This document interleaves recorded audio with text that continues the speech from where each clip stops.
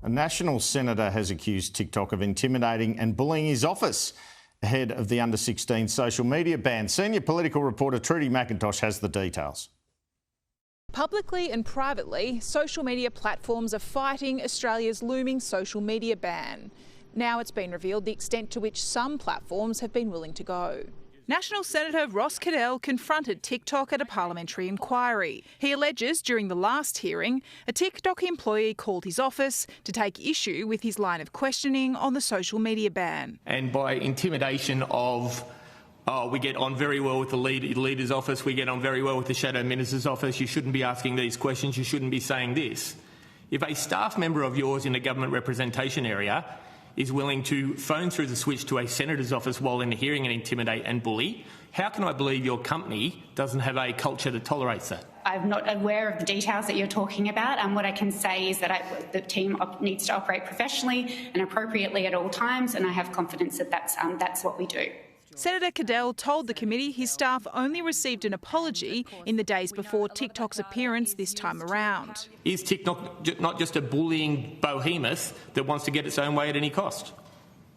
Absolutely not. Senator, I'm very happy to be here today to answer your questions. Social media platforms are now promising to obey the looming ban, while warning it will be difficult to enforce. We will comply with the law, even though we believe that it has been unevenly applied and may risk undermining community confidence in the law. The experts believe a ban will push younger people into darker corners of the internet, where rules, safety tools and protections don't exist. 16 is a globally novel age boundary that presents significant new engineering and age assurance challenges. The social media ban comes into effect on December 10. Companies will face fines of up to $50 million if they don't take reasonable steps to comply.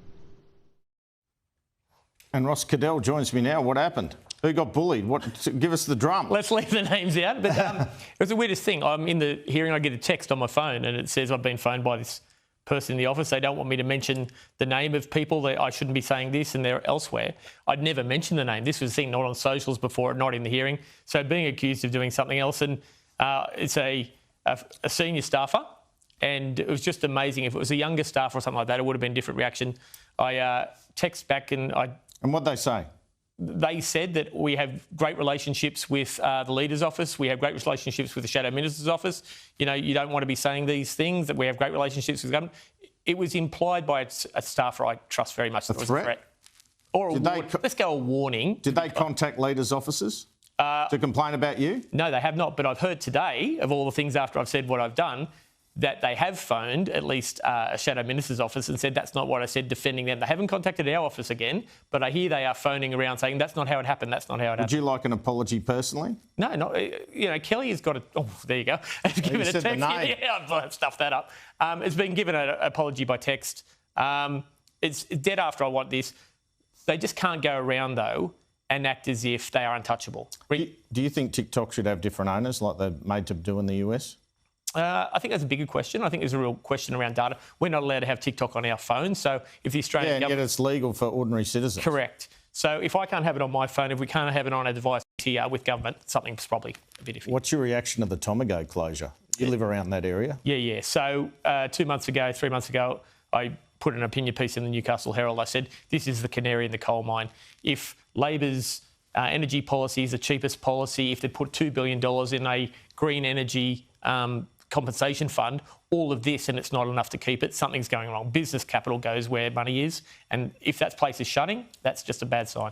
You're heading up the net zero review for the Nationals. You're going to recommend dumping net zero, aren't you? I'm going to recommend, and we're not recommending per se. I think there's this perception of what we're going to do. We're discussing options. There's been an options paper. We've been briefing the party as we go forward.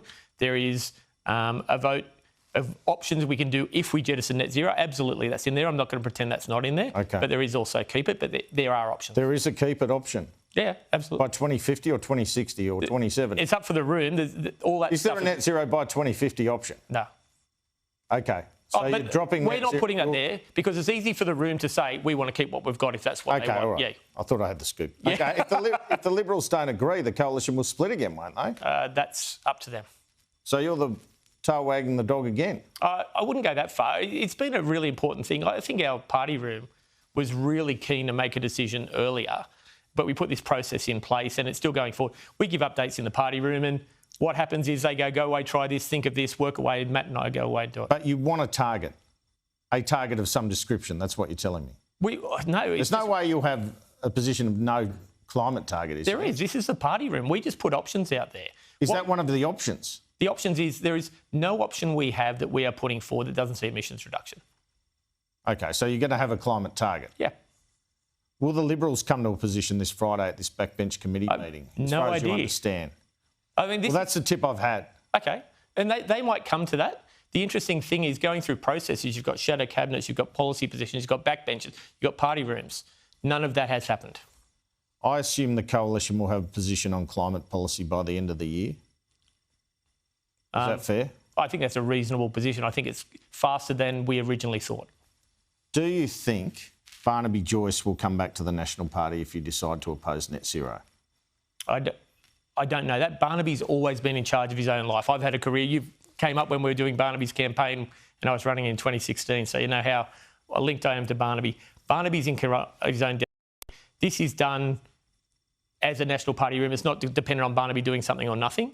And I think Barnaby is going to choose this thing best for him, and good luck to him.